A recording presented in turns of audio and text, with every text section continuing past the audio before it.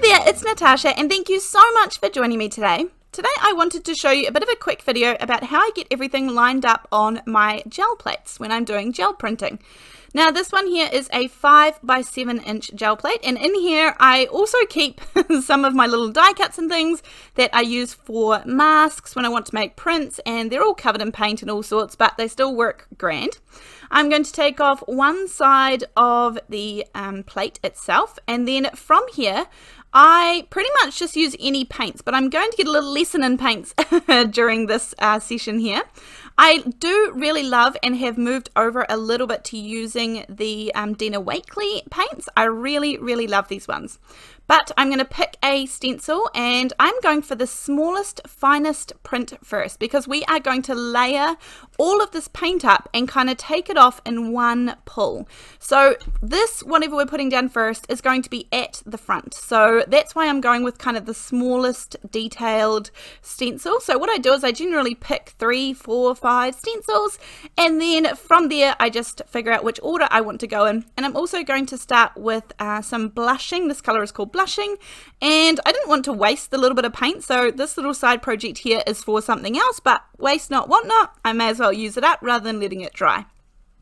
So once I've got my first layer on, I'm going to let the layer dry a little bit. It doesn't have to be perfectly dry, but I don't want it to be kind of freshly put on there. You can, although it is 100% not recommended, you can put a little bit of heat from your heat gun or heat tool on.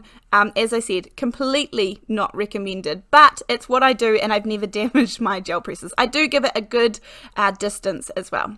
Now then I have my second layer. I'm coming in with some orange and just another different stencil. I prefer not to cover the entire kind of background of the plate. I prefer to leave some gaps. It kind of makes for some good interest and things. Now, as I said, I do really like these Dina Wakley paints. These are kind of heavy body acrylic paints and they work really well for this. I get a much clean, crisper imprint from these. I guess perhaps because they're not quite so liquidy and they don't tend to seep under stencils and things like that. So that's why I've kind of moved over to these ones. And I really don't keep many acrylic paints at all. This little, the little box that you saw is just all I have. And I like that the bottles are nice and little, and that way I can still have a good range of colors. Now this is the brick Rosette from Altenew, the stencils. There's 2 that come in a pack, and I'm just using some yellow paint. This one is actually from Kmart here in New Zealand. So this one is extremely cheap and cheerful, and unfortunately later on I'm going to get a bit of a lesson in why these don't always work the way that you think they might. So in hindsight, I wish I had carried on using the other brands of paint that I have, but I like this yellow and I really like the design. But unfortunately it's not going to turn out quite to plan. But you learn as we go, don't we? And that's okay too. Again, I'm just going to add a little bit of yellow spots and things onto this background, and this will create a nice background later on for another card that I have in mind. Now so far I have quite a bit of colour in this little project, so I'm actually going to use white for my next colour, and I'm going to use a brick stencil.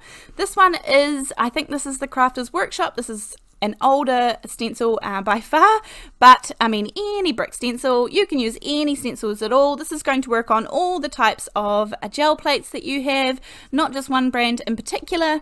And basically I do this when I want to line everything up. There are lots and lots of tricks for lining everything up that you can do, but I just find this one really nice and easy, and I just thought I would show you just in case this is going to help you out, that you can kind of layer and then do one big pull of all of the prints.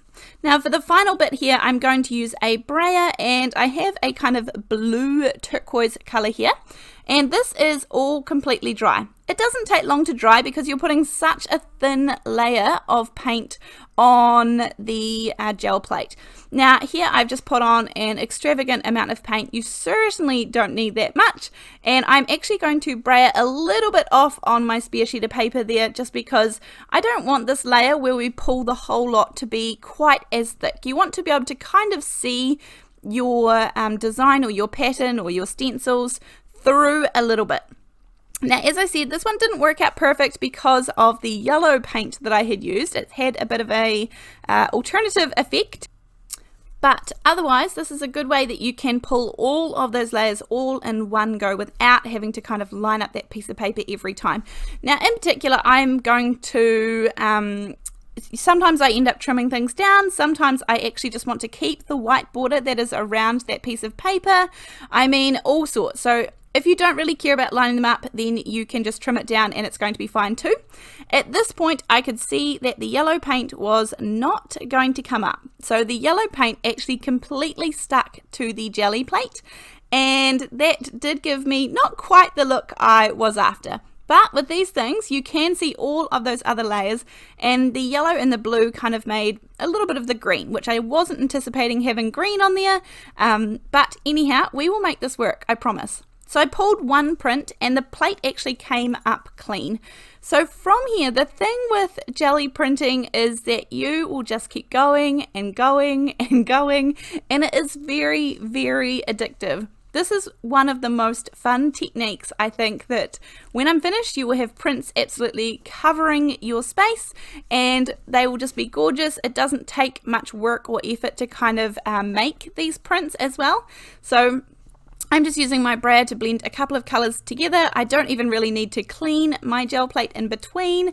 And as I said, from here, you can just keep going and going and going. But I am going to stop and kind of make these into a couple of cards just so that you can see what I end up doing with some of these. So the one that had all of the different layers to it, which was originally where this video was going, you can see that there is one nice clean print around the edge. So if I wanted to even that up and have a nice kind of print, then it would be really good to go. I am going to end up cutting this one down, but I didn't think I was going to at this point. This is a really old stencil called Anemone by Donna Downey, and I love this one. And I also love the night color of paint from Dina Wakley. It is a dark, dark blue, and I like it because it's just not black. It's not quite as harsh as black, but it is really, really dark and stands out against everything. So I'm just going to dab this on. Now you could use ink, you could stamp over top of this, you could add a vellum layer to kind of you know, pull down the intensity of the background just a little bit. So many different options that you could do from here to turn this into a card or into a piece of artwork, or even pop it into your art journal. And I'm just using paint for the other details on these because it's what I had out already. Now this was the other print that you saw me take, and I have the Delicate Doily here from Honeybee Stamps. This one is very cool, and I feel like it has a spot for a sentiment ready to go there right in the middle. When I look at this kind of stencil and thinking about purchasing it, I think that I can do it just like this and pop the sentiment right in the middle. You could do gold foiling through the stencil. You could do, I mean, not necessarily on gel prints, but just on anything. I mean, you could do so many options, but you can also have it coming off of the page. You could also layer it up. I mean, it's when I see those kind of items that make me want to go ahead and purchase it, when I can see lots of ways I can use it in my head already. Now, as I said, originally I actually wasn't going to cut this down, but I decided to make it into a smaller card. So that's fine. It's okay to change our mind partway through our crafting. And I still love those gorgeous big flowers there, and I'm not even going to fill them in or anything. I did think a little white border was going to work, so that's basically what I cut it down to. And same goes here. I've cut this one down so it's going to fit on my card front with a little white border too. Now I'm going to add some gold here. These are the thank you dies from scrapbook.com. These are one of my favorite thank you. I really like it. Instead of, I lean towards using the words thank you rather than just thanks. I feel like thanks is a little bit informal, and I really like thank you. So I am going to cut this out of the center of the piece that I'm actually going to use for my matte layer as well. Now I'm going to use some Stick It adhesive. This is a really, really thin adhesive. I get often asked around why I use two different double-sided adhesives. So I use this one, the Stick It adhesive, which is super thin, and I use this anytime I'm going to be die cutting, anytime at all. And if I'm not going to be die cutting it, then I always use the scrapbook.com double-sided adhesive, which is amazingly powerful. The stick on that stuff is fantastic. So I am just using up my little permanent tape runner there. It's not my preferred way of doing things, but I am just going to use it up and kind of get rid of some of those things in my stash that kind of sit there and look at me for ages. And the handy thing is, when I use the stickered adhesive on the back there of the gold, all of those scraps from around the words are going to be perfectly good to just stick this down onto my card base. Then I'm going to peel off the stickered adhesive from the back there, and this is going to go in the middle. I just pop these down really lightly so that I can kind of move them around and place them, center them in the circle. These are two very, very quick cards. These cards took me no time at all once I had done the jelly plate work. Just really, really quick, putting these together, turning them into cards, and pop them into my stash for family and friends to be able to use. And then coming back onto the second one, I love the gold shine. I think that really shines out against the purple in the background. Gold and purple work really nicely together. For this one, I've got that gorgeous white border around the edge, but I think it needs just a little bit of kind of a matte layer. I often find the contrast between the white border and whatever I'm doing in the middle is not quite enough. So here I am going to take a matting layer and a really sophisticated pinky finger to spread the same paint. This is the night color, and pop this along the edges of a piece of matting paper. I was thinking about whether I should do it on the actual piece of jelly print that we had done with the flowers on it, but I think I was just a little bit worried about mucking it up at that point, so I did decide to do it on a whole new piece of paper. And I just like a really thin matting layer, a really thin border, and I think that just sets it apart on the white background as well. I added some double-sided tape around the edge because I have no thicker double-sided tape at the moment. It's something I need to work on, getting another couple in, but I like going through my stash occasionally and challenging myself to make sure I use up all those extra bits that tend to just sit there and that I don't tend to reach for. So sometimes I have to make that effort to use up those supplies that I paid for and purchased, and then I'm able to move on and get the new ones that I do prefer. This is from the All Occasions Paper Rose Sentiment Set, and this just says, "You are simply amazing," popped up on a little bit of foam tape. It has its own little border there, and albeit this is in black, I think this works out just fine. A really simple, fun card to create. Both of these were super simple, and we were able to line up all of those patterns on the gel plate. So I hope that you have enjoyed this video, and I really hope that you will join me next time. Thanks, bye!